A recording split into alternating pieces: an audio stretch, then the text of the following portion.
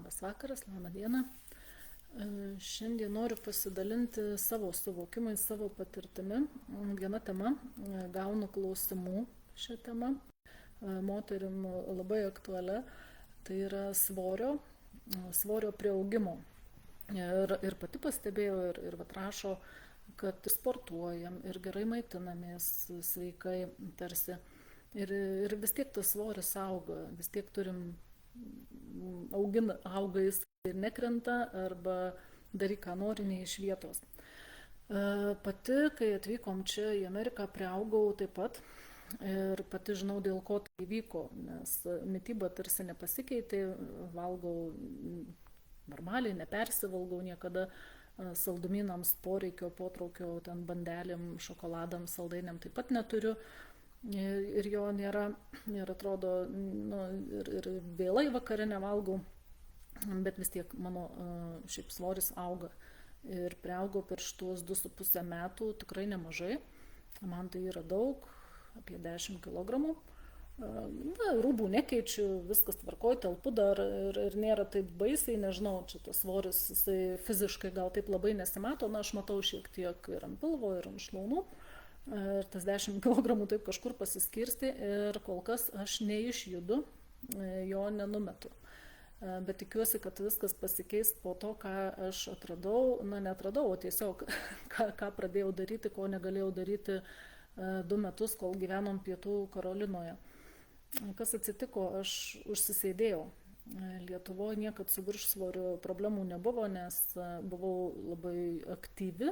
Ne tai, kad ten fiziškai aktyviai, bet buvo daug reikalų visokių, leki ten, važiuoju į vieną susirinkimą, į kitą stovyklą, į paskaitą, kažkur kažkas vyksta.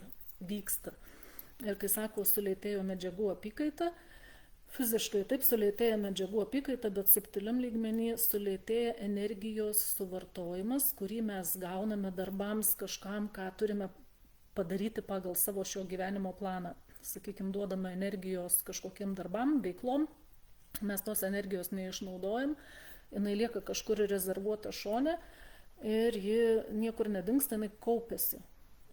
Mes ją kaupiame. Ir todėl tas svoris pradeda augti.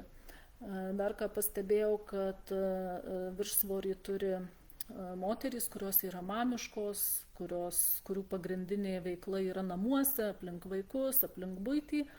Ir trūksta to išėjimo į išorę, kurioje mes galime deginti tą savo energiją. Ir kol nebus tokio kažko naujo gyvenime, energija deginasi tada, kada vyksta kažkas naujo mūsų gyvenime, kur mums reikalinga energiją panaudoti kažkokiems darbams, veikloms, užsiėmimams, hobiams, net nebūtina sporto salė, norint palaikyti normalūs sveiką kūno svorį, svarbu yra kažką daryti. Iš tikrųjų, kažką daryti labai yra svarbu.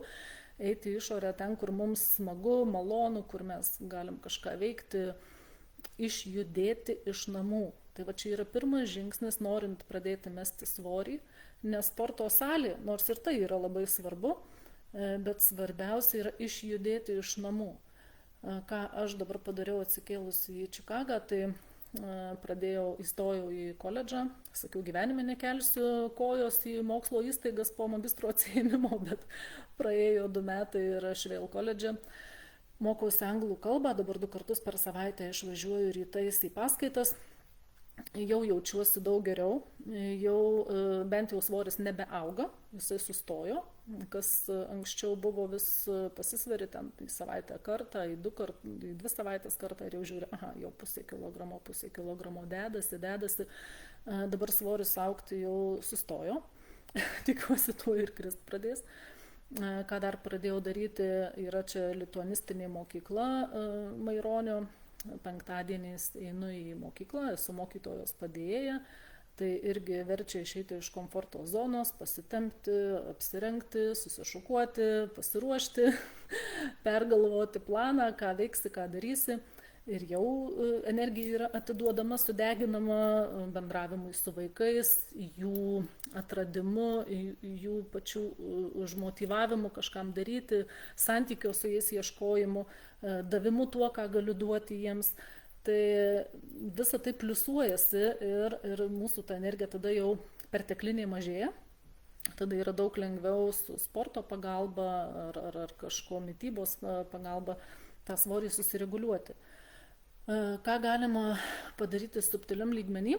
Tai jeigu, pavyzdžiui, nežinome, kur mes čia, kaip mums išeiti, užsisėdėjom ar ne, kada vyksta užsisėdėjimas, tai dėl aptingimo tokio, tarsi įsipatoginimo į komforto zoną, nes kaip ir viskas ok, viskas žinoma, ten, sakykime, turime darbą, darbe viskas aišku, daug ką darom automatiškai net negalvojant, ką čia, kaip čia išspręsti ir panašiai, arba namų rutina yra jau nusistovėjusi ir viskas kaip ir aišku. Tai savyje ieškoti tų emocijų, kurios įtakoja mūsų sėdėjimą namuose.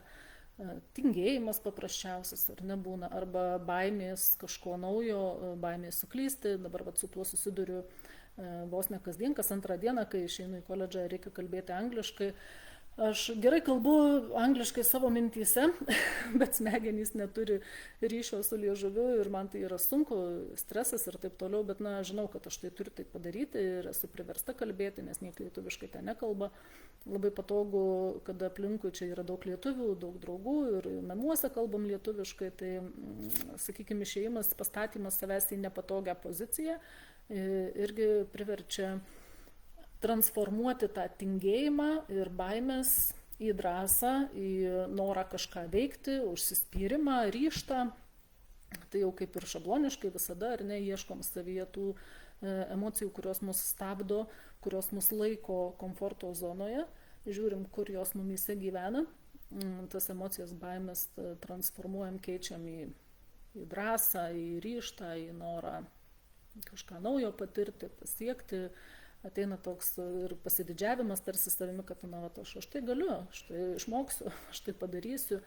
Be to fizinio darbo, fizinio išėjimo irgi labai sunku užtvirtinti pradirbimus ir pamokas. Mes galim subtiliam lygmenį, nežinau, ten kurti pasaulius, gelbėti ten pasaulį savo, ten kažką daryti.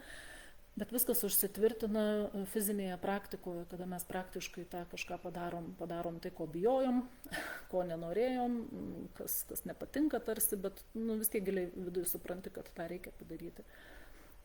Tai va, randame, kas mus stabdo, pradirbame, galvoje galim prakurti situacijas, kaip mes dabar elgtumėmės, ką darytume jau su ta drąsa, su tuo ryžtu.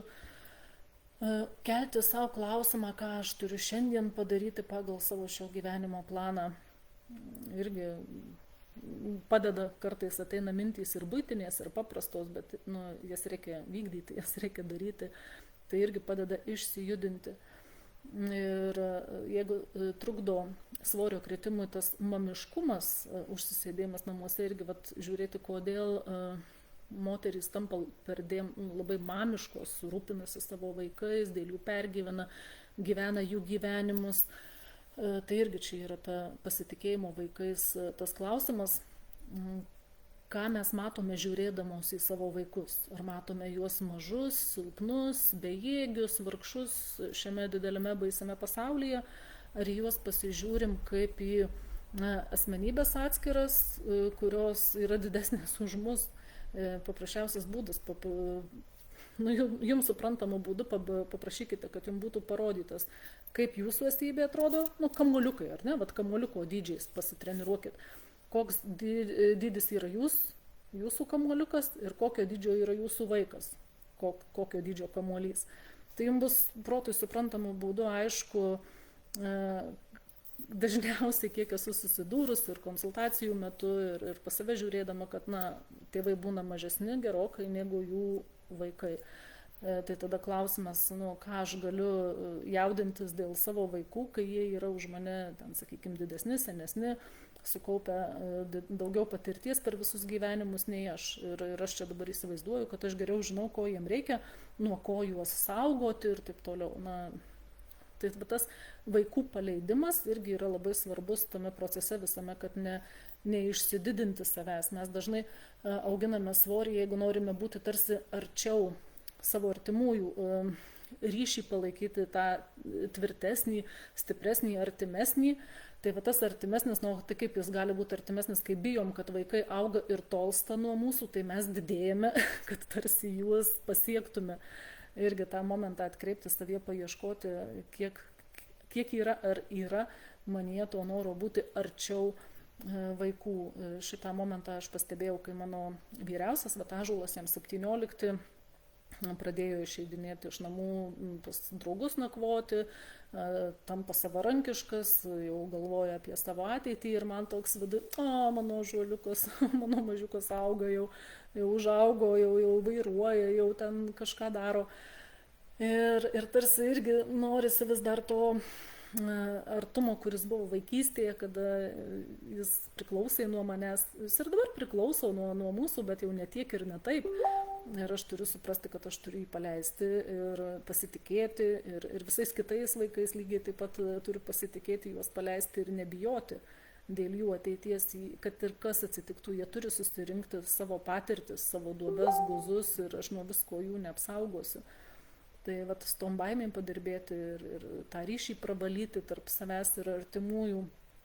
Tas ryšio pravalymas, tai irgi, jau kalbėjus, ar ne, įsivaizduojam, kaip mums suprantamų būdu, ar ten koks vamzdis, ar srautas, ar kažkas, ir žiūriu, ar prateka energija, ar jinai niekur nestringa, ar nėra kažkokių blokų, kurie trukdo laisvam tekėjimui tos energijos.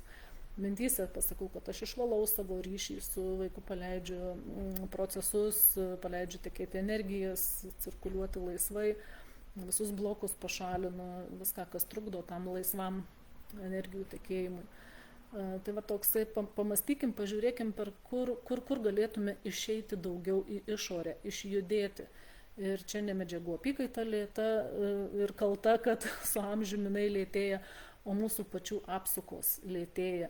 Ir mes automatiškai pradedam kaupti. Tai vat, kad nesulėtintume tų savo apsukų, nes, žinot, labai lengva užsisėdėti ir tas apsukas susilėtinti, tada pradeda lysti mintys, kad jau aš senstu, kad jau tiesiog taip yra, bet iš tikrųjų žmogus pradeda senti, kada jisai neturi tikslų, kada pavargsta nuo gyvenimo, kada jau jo niekuo nenustebinsi, nieks nedžiugina, tai nedasileiskim iki to, nelaukim, kol ateis tas pojūtis, kad jau aš nieko naujo nepatirsiu, jau viską mačiau, viską nugyvenau aš čia, ieškokim tų pirmų kartų, kol yra tie pirmi kartai ar kažkas tai naujo, ko dar gyvenime nedariau, tai tol mes ir esam viduj jauni ir jaučiamės, kad dar čia tik pradžia. Ir dabar irgi ne kitą savaitę, tiksliau šią savaitę bandysiu su dukra užsiregistruoti į chorą. Jinai dainuos jaunimo chore, tai gal ir mane dar prie jaunimo priskirs, galėsiu prisijungti. Dainavau labai labai seniai mokyklos laikais, bet jaučiu tą tokį, kad o kodėlgi ne?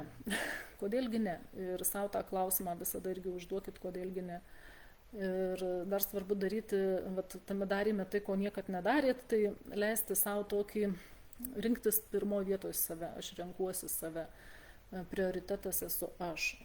Jeigu aš laiminga, aš gerai jaučiuosi, visi gerai jausis šeimoje, nes tai tikrai turbūt pastebėjote, jeigu mums nėra nuotaikos ir šeimai tai atsiliepia, vienaip ar kitaip atsiliepia. Todėl labai svarbu save rinktis pirmoje vietoje, jeigu noriu pagulėti, pasideginti, deginuosi, susiplausiu bliūdus vėliau. Jeigu noriu dainuoti ir išeisiu ir dainuosiu ir ras čia Hebra ką nors šaldytuve, pasižiūrės, pavalgys ir tikrai niekas iš bado nenumirs. Tai mums tik atrodo, kad be mūsų čia jie neišgyvens, ar kažkas neįvyks, ar kažkas atsitiks, jeigu bus nepadaryta namuose, nesutvarkyta. Tai irgi yra programos arba išmokti elgesio modeliai iš vaikystės, iš tėvų, iš kažkur, kad atrodo, jeigu netliksi savo kažkokių pareigų, tai jau čia kažkas tai blogo bus. Bet yra pareigos, yra teisės, yra poreikiai, nereikia pamiršti ir jų. Tai linkiu visoms naujų, didesnių apsukų, naujų atradimų savo veiklose, kažkokiuose išėjimuose iš namų ir to sklandaus svorio kritimo. Linkiu jums ir savo tuo pačiu. Ir iki.